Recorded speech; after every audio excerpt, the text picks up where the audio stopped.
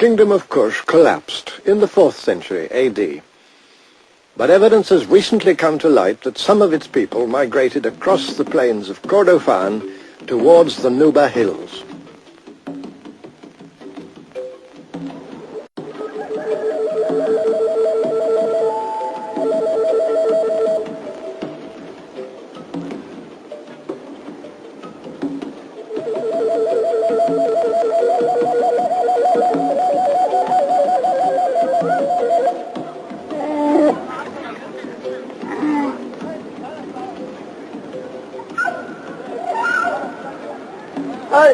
Less influenced by Islam than the Nubians along the Nile, the people of this region have become of considerable interest to historians because they may be closer in their way of life to the Nubians of old.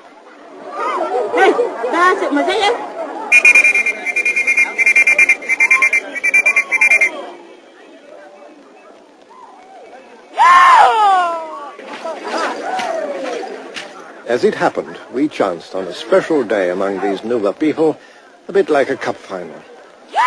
This is Africa as it can still be found, away from tourists, motor cars and big cities, celebrating in its own fashion.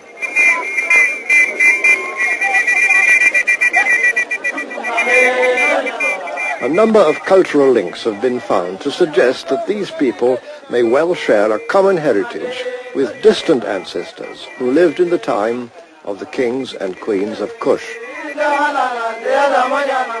Village teams, each wearing its own distinctive color, have gathered from a wide area to take part in one of the oldest of all sporting events, but also a passion among the Nuba, wrestling.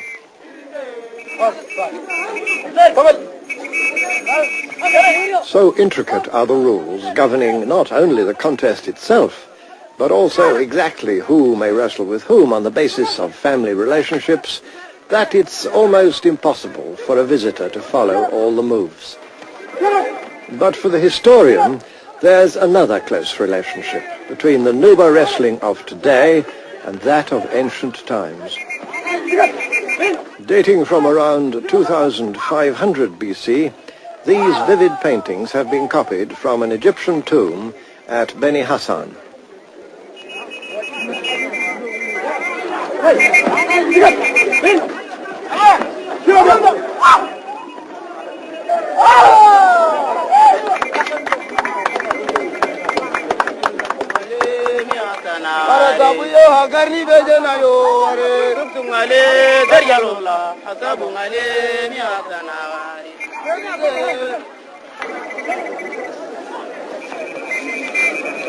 Increasingly, it seems that these people can indeed trace their past back to civilizations in antiquity.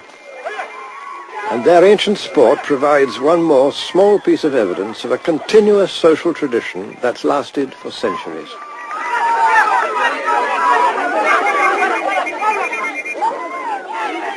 Yet these are the very people whom the 19th century explorer Samuel Baker described as human nature in its crudest state, not to be compared with the noble character of the dog.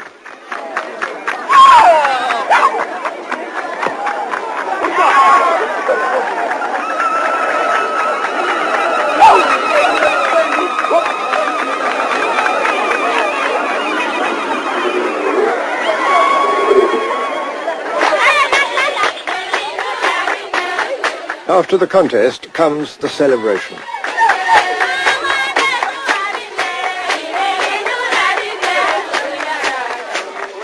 Some of these Nuba girls may well be Muslim, but it's no part of their tradition to hide their faces behind veils. They have a pride and place within society, in line with the customs of old Nubia, and even of Meroe itself, whose rulers were often women.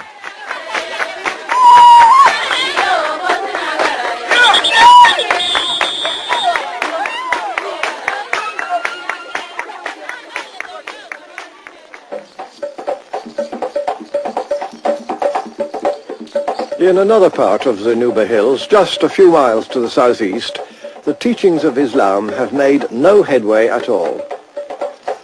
The people of these villages have quite consciously chosen to reject either Western or Islamic dress.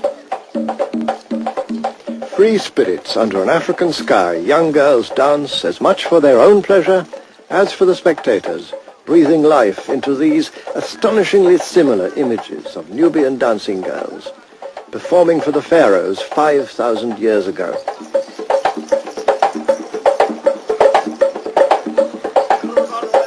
Famed for their grace and beauty, they had an honored place in the life of ancient Egypt.